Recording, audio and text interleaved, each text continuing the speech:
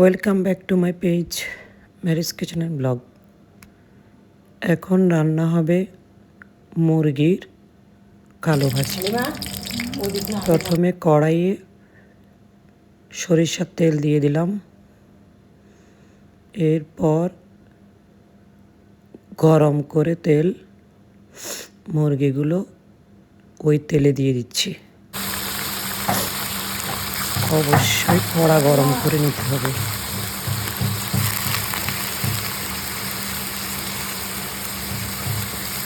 সমস্ত মুরগিগুলো দিয়ে রসুন ছেঁচা দিয়ে দিচ্ছি, পরিমাণ মতো কাঁচামরিচ, এরপর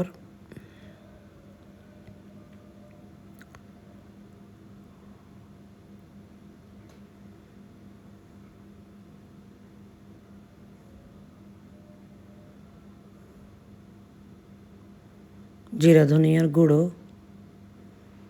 জিরা ধনিয়া ভালো মতো টেলে তারপর গুঁড়ো করে দিলাম। তেজপাতা,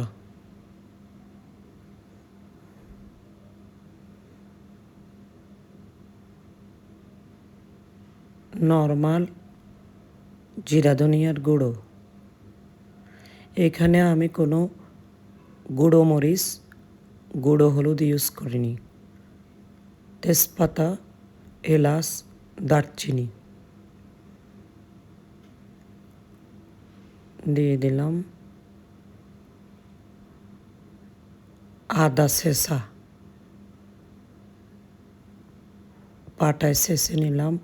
এখানে কোনো বাটা মশলা ইউজ করা যাবে না, বাটা মশলা দিলে নিচে দিয়ে পুড়ে যাবে।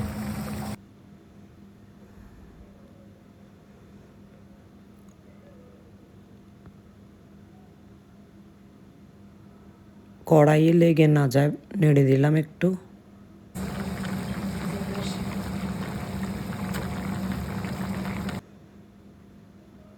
পেঁয়াজ ছেঁচে দিলাম। কোনো পানি ইউজ করা যাবে না, মুরগির থেকে যেই পানি বের হবে ওই পানি দিয়ে রান্না করতে হবে। একটু ঢেকে দিলাম, এরপর আস্ত লাল মরিচ ভেঙে দিয়ে দিচ্ছি। এই ভাজি সাদা ভাত, ঘন ডালের সাথে খুব মজা লাগে। ইচ্ছা করলে পরোটা নানের সাথেও খাওয়া যায়।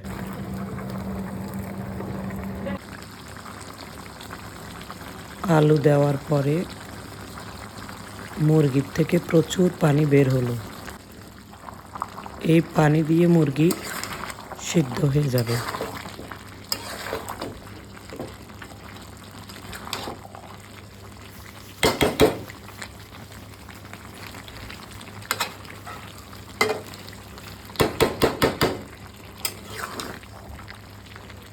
এই মুরগিতে আমি কোনো সাদা তেল ইউজ করিনি।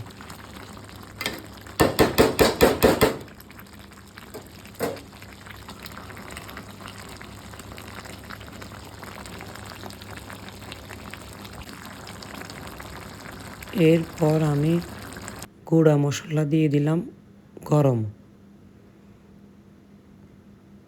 রান্না শেষের দিকে, রান্না ডান। আল্লাহ।